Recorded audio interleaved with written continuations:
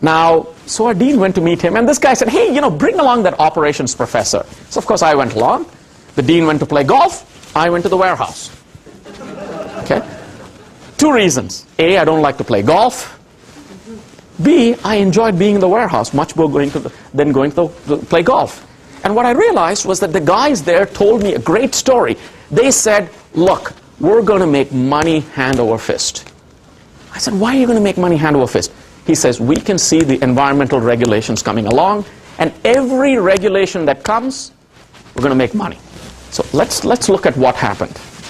So there's a little drama here, and makes for a nice little story. So the first thing is that in this business, what really ended up happening is this was an industry which started off at 10 year, and what ended up happening is the US government in one shot increased the efficiency requirement from 10 to 13.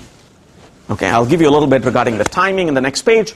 So one fine day, they said after this day onwards, efficiency should go up by 30% in this industry. So what happened? Why 30%? Incidentally, the way it works, rule-making works in the United States, is that before you actually pass such a law, you got to go collect a lot of information, you got to do an analysis, you got to see whether it's feasible, etc., etc., etc.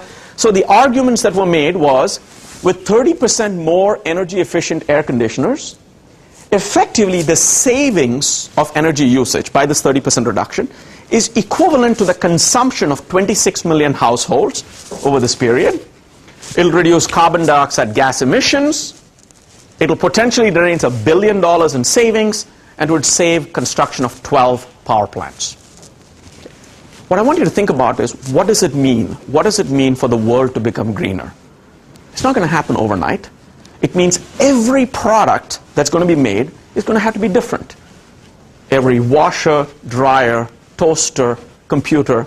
You would have heard today, if you check CNN, that California passed laws changing the energy requirements for all the appliances and the computers and the televisions that are going to be sold in California.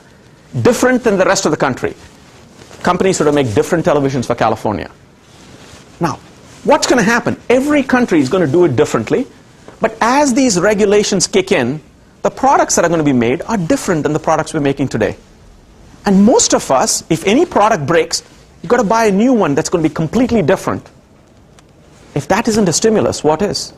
And that's a stimulus without a dime being spent. It's every one of us being required to do things, really, from an economist term, absorbing the externality that we cause the environment.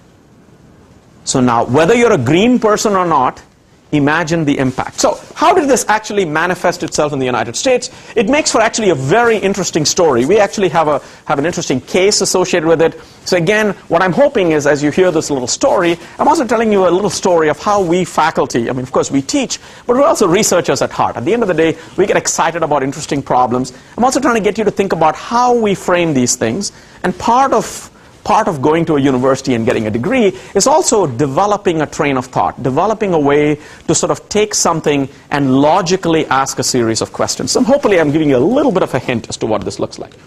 So the first thing to note is that this 30% increase in energy happened on the very last day of the Clinton administration. The very last day. Okay? Till the day before, the industry had thought it was 20%. He signed it on the last day and left office. Okay, so it makes for very interesting drama. He signed a lot of things on that last day, by the way. Those of you who are keeping track. What happened? 2 months later, a few months later, of course, George Bush was in office, and he said, hey, let's oppose this. How can this guy do this to us? So the Department of Energy, basically in response to a whole bunch of industry things, said, okay, let's hold on. Let's not believe this rule. Let's potentially sort of listen to the industry, because there was a new administration in town. Immediately the lawsuits started flying. Certain states opposed any attempt to roll back the regulation. Massachusetts, California, etc. Of course, we're now in lawsuit heaven. Time goes on up to 2004. The US Court of Appeals says what a president does, nobody else can overturn. It's a done deal. SEER 13, take it or leave it. The industry had 2 years to change the products. The deadline was 2006. 5 years from the signing, it becomes law. So what happens? Exactly on January 23rd, 2006, all production of the old equipment was mandated to stop. The next day onwards, only the higher efficiency products could be manufactured. But there's a little loophole. It only says manufacturing could stop. It said inventories could be sold. Okay? Now this is a small but very, very salient point. If I tell you, here's the deadline, and everybody likes the old one, by the way. It's a little smaller, it's a little less efficient, but it's cheaper. The new one is good for the environment, it'll save you money in the long run, but it's bigger, takes up more space, is more expensive. The distributor has both in stock. You're building a new home. You're sort of looking at which one do I want? Do I want to pay 20% more right now? Do I want to take the old one? Okay. So, guess what would happen? As you would expect, a lot of fun happened. Okay. Now, incidentally, one of the things, and I think this is really where perspectives across different areas matter. So, I went to this warehouse somewhere in 2005, and they had told me, look, 2006, this stops. And I said, oh my God, what's going to happen? Because here's what I could see happen, as you would anticipate. You would anticipate people building up inventories all the way to the last day, and then unloading it when the regulation hits, and all kinds of chaos while the new products and the old products all competed. And guess what? That's what happened.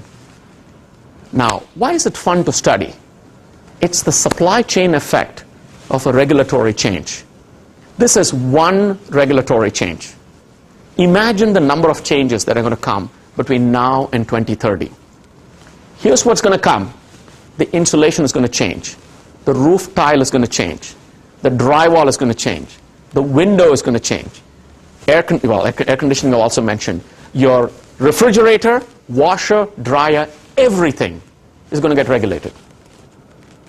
Everything is going to face this effect. Now what's going to happen? Firms are going to have to produce these new products. They're going to develop the technologies. They're going to have to compete in this market. I really think this is an opportunity. So, what have we been doing? So, what do? We're professors.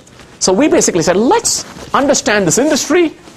One of the benefits of a business school is having a wonderful alumni base. And the best group that will talk to you is your alumni.